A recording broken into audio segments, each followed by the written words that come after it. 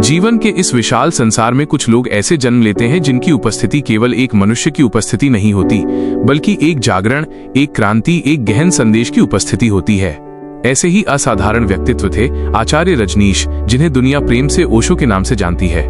ओशो का जीवन केवल एक गुरु का जीवन नहीं था, उनका संपूर्ण अस्तित्व एक आंदोलन था, मनुष्य को भीतर से मुक्त करने का आंदोलन। ओशो का जन्म 11 दिसंबर 1931 को मध्य प्रदेश के एक छोटे से गांव कुचवाड़ा में हुआ। बचपन से ही वे सामान्य बच्चों की तरह नहीं थे। वे प्रश्न पूछते थे, ऐसे प्रश्न जो बहुत कम उम्र में कोई बच्चा सोच भी नहीं सकता। उन्हें परंपराओं का अंधानुकरण कभी स्वीकार नहीं था। वे हर चीज की जड़ तक जाने वाले मनुष्य थे।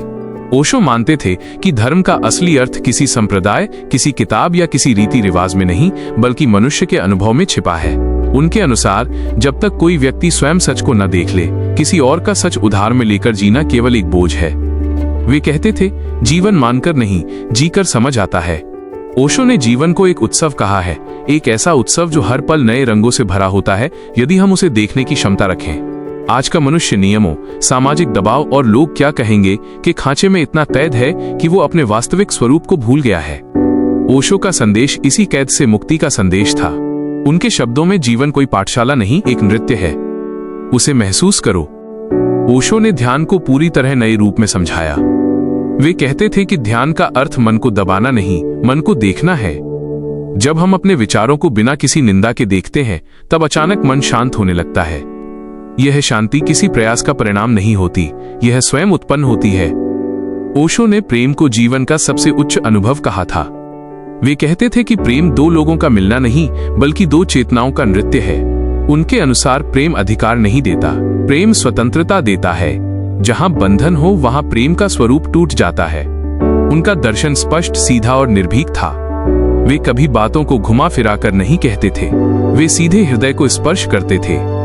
वे पूछते थे, क्या तुम वही जीवन जी रहे हो जो तुम्हें भीतर से पुकारता है, या तुम किसी और की बनाई हुई राह पर चल रहे हो? ओशो के अनुसार मनुष्य का सबसे बड़ा शत्रु भय है। भय हमें छोटा बनाता है, भय हमें झूठा बनाता है, भय हमें दूसरों की गुलामी में धकेल देता है। और जब भय टूटता है, तब मनुष्य पहली बार अपने आप से मिलता है। ओशो का जीवन विरोध और प्रशंसा दोनों से भरा रहा।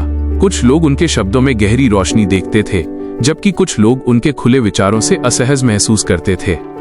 लेकिन एक बात निर्विवाद है, उनकी आवाज आज भी हजारों लाखों हृदयों में जीवित है।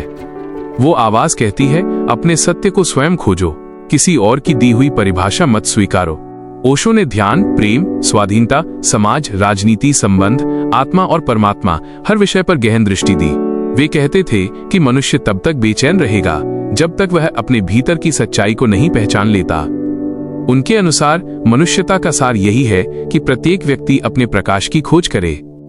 ओशो ने ध्यान को जीवन का स्वाभाविक हिस्सा बनाया।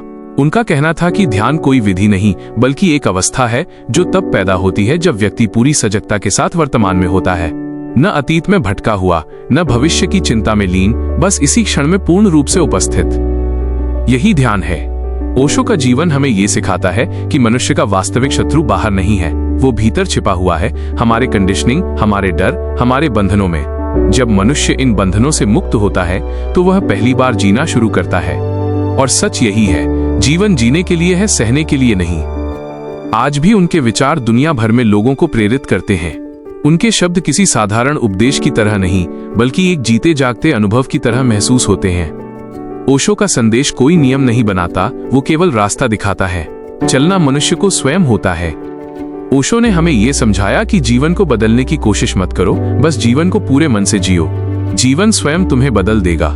इसीलिए उनका नाम आने वाले युगों तक स्मरणीय रहेगा, एक विचार के रूप में, एक चेतना के रूप में, एक जागरण के रूप में। ओशो के 15 गहरे विचार। नंबर 1, जीवन समस्या नहीं, उत्सव है, इसे मनाओ। नंबर 2, सत्य कोई मत नहीं, तुम्हारी अंतरात्मा की आवाज है। नंबर 3, प्रेम दो शरीरों का नहीं, दो आत्माओं का मिलन है। नंबर 4, जो इस क्षण में है वही जीवित है।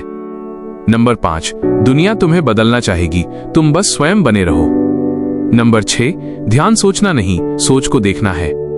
नंबर 7, स्वतंत्रता से भय खाने वाले लोग प्रेम नहीं कर सकते। नंबर 8, भय वो जेल है जिसे हम स्वयं बनाते हैं।